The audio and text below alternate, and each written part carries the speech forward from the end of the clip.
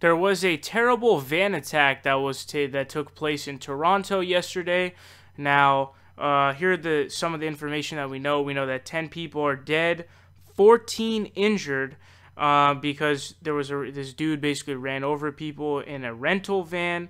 The van drove south on Yonge Street from Finch Avenue.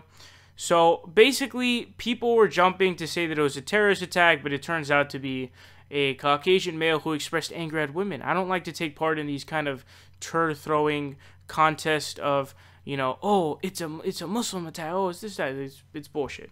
But anyways, so here's the real thing I wanted to talk about, because this really shows you what the United States can learn from Canada. Now, what you guys are about to be seeing is this guy killed 10 people and injured 15 or 14 to 15 people. And now what you guys are going to be seeing is how the cops were able to arrest him without shooting him and without using any actual force. Check it out.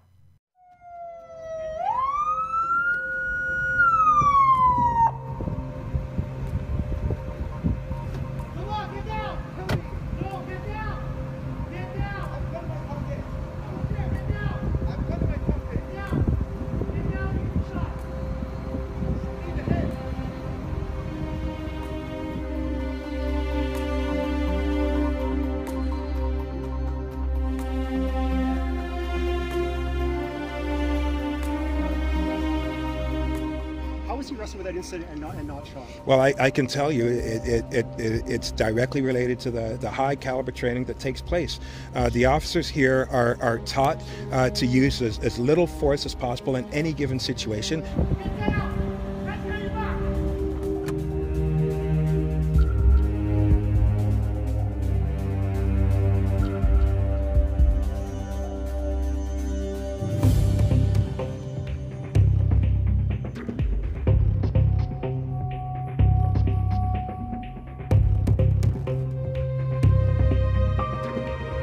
The officer did a fantastic job with respect to utilizing his ability of understanding the circumstance, the environment, and having a peaceful resolution at the end of the day.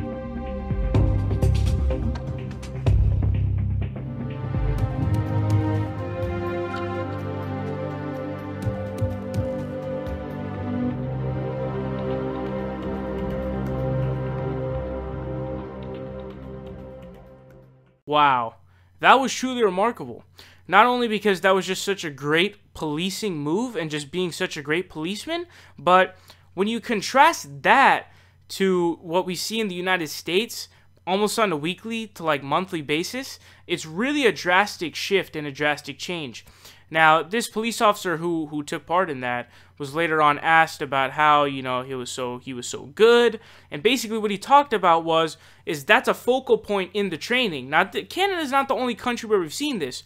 There have been many other countries where you see, I know that I've seen one where someone convinces a man who has a knife to give it up, and he ends up giving it up. And there are other countries where this is just something that doesn't really, you know, these kind of police brutality things don't really happen. And this just shows you this is something we can learn from Canada. You know, we need better police training. We need better police training so that these cases of police brutality just stop happening. We need more policemen like that. And what the man said was, the police officer said is, hey, you know, we do extensive training. We do extensive training, especially on the non-use of force. Now compare that to the United States. Complete opposite. Complete opposite. I mean, you guys have seen, you know, they're basically taught to shot on, you know, really on site. You guys know Eric Garner. Selling loose cigarettes, the cost of that, death. They literally killed him. They held the man in a chokehold, and he said, I can't breathe, many, many times, and it is absolutely disgusting that the cops actually ended up killing this man. You guys know about Tamir Rice. You know, the cops come up on him, shoot him in 2 seconds because he had a toy gun that they thought was a real gun. Literally 2 seconds. Not, hold on, let me come through and look and see what's going on, and at least, you know, nope, 2 seconds. Shot him up. You guys know Walter Scott. He's literally running away, but the cop shoots him down. Not only does he shoot him down while he's running away, but then he goes up to plant a taser on him. So he's running away, which means he is in no way, shape, or form a danger to you, but you shoot the shit out of him. You guys have seen Philando Castile. He tells the cop, hey, I have a firearm on me, okay? I want to let you know that just so when I'm reaching, you don't think I'm reaching for my gun. He gets his ID, he's about to get his insurance out. Bam, bam, bam, bam, bam. So fuck, you can tell the police officer is not only not set for the job, but also you can tell that his training is complete shit. The training is not sufficient. It is not sufficient. It's insufficient, okay? The training in America needs to improve, and this is something that we need to fight for. We absolutely need to fight for. Now, the Black Lives Matter movement, of course, African-American people are disproportionately affected by this. So that's the reason for the movement. And we need to fix the situation of policing.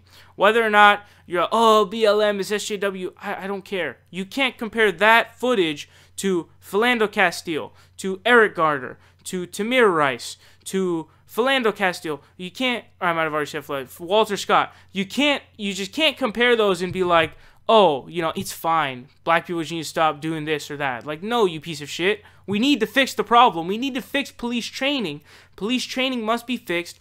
They need to understand that you have to be able to try to not only de-escalate, but you have to use force as really like a last resort. I've seen videos of, I think it was a cop in the UK who was actually able to stop someone who was like a knifer on attack without using any force, just pushing him down. And also something else I want to really quickly add is what this police officer did was remarkably good because the guy wanted the police officer to shoot him in the head. So not only did he do the right thing, but he doesn't give the person who just killed 10 people and injured 15 people what he wanted. He didn't give him what he wanted. So now that piece of shit is going to rot in prison for the rest of his life, which is much more difficult than a death right up front. So everything was amazing that, you know, that the police officer did. Horrendous tragedy. And, you know, again, as I touch on in the beginning, it was something that right-wingers and other people tried to jump on, saying it was a Muslim terror attack, and especially because it's in Canada and Toronto, they can't wait for something like that to happen because it will feed into their narrative. Stefan Molyneux's narrative, it will feed right into that narrative.